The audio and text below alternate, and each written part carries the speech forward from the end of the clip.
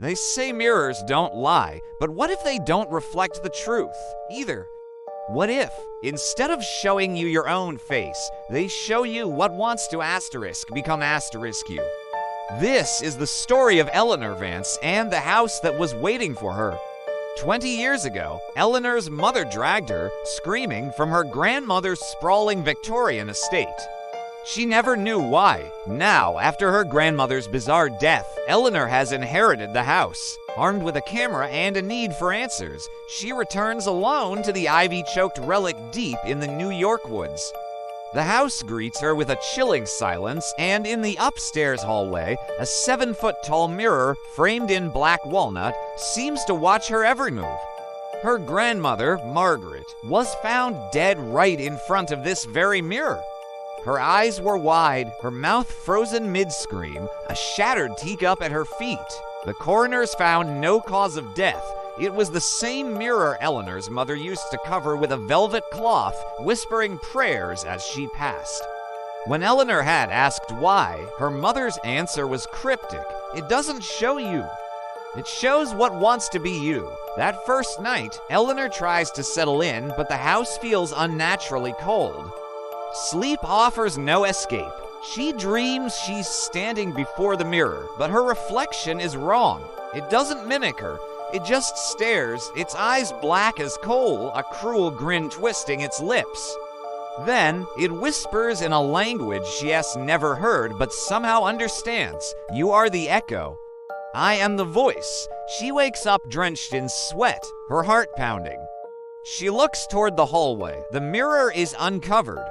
The next morning, a thin, red scratch marks her cheek. She knows she didn't do it.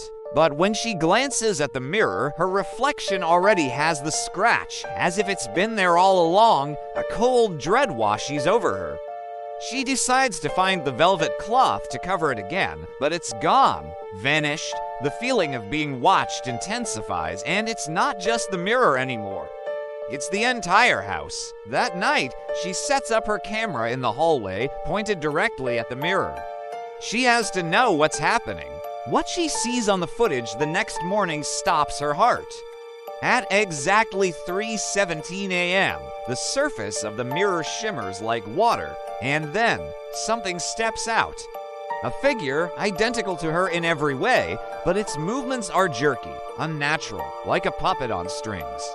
This double walks down the hall, pauses at her bedroom door, and then slowly turns to stare directly into the camera lens. Its eyes are just hollow, black voids. Its mouth opens, wider and wider, stretching beyond any human limit. And then it's gone. Desperate for an explanation, Eleanor tears the house apart and finds her grandmother Margaret's journal hidden in the attic. The entries start off normal, but quickly descend into frantic, paranoid scribbles. One passage sends a shiver down her spine. The mirror is not glass. It is a gate. It feeds on identity, on memory. It mimics until it replaces. I covered it, but it dreams. It dreams of walking. Another entry, dated just 2 days before Margaret's death, reads, "It wore my face last night."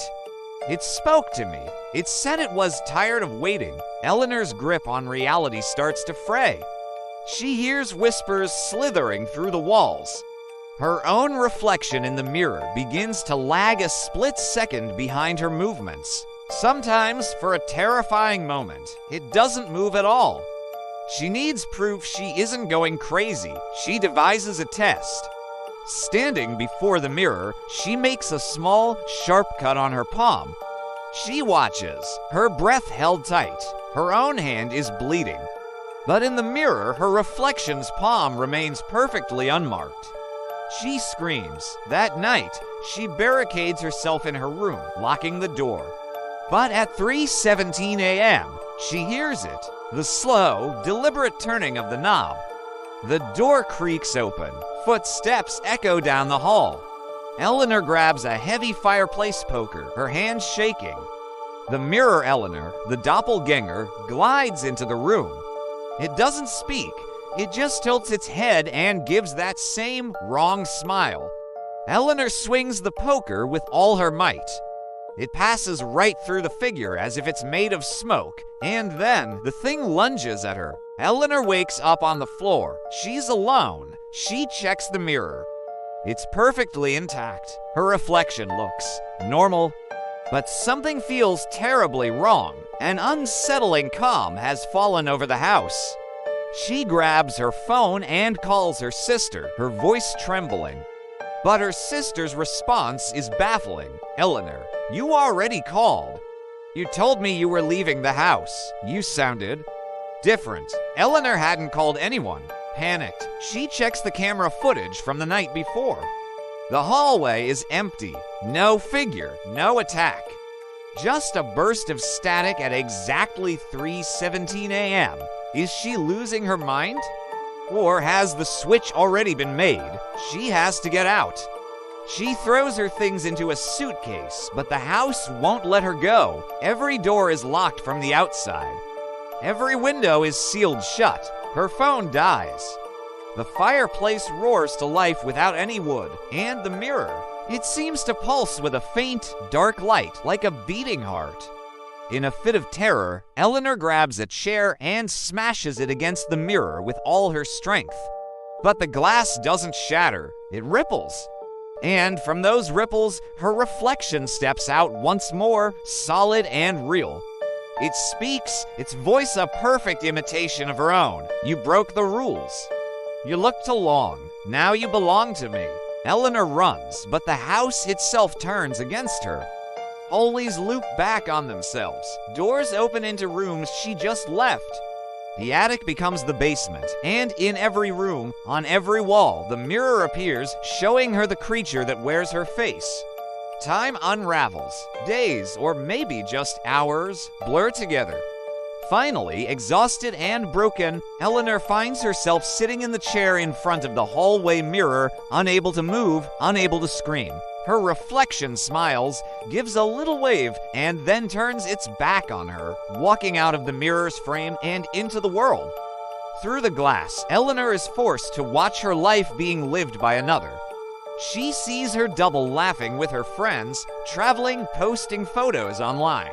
No one ever notices the difference. The world moves on, and Eleanor Vance is left a silent, screaming prisoner in the glass, a forgotten echo. The epilogue is simple. The house is sold to a happy young couple. They love the beautiful, antique mirror. They hang it in the very same hallway. And one night, at 3:17 a.m., its surface begins to shimmer. The cycle is ready to begin again. Thank you so much for watching this deep dive into one of my favorite horror concepts. If you love stories that mess with your head, make sure to hit that like button and subscribe for more content. Let me know in the comments what you would do if you found a mirror like this. Stay safe and see you in the next video.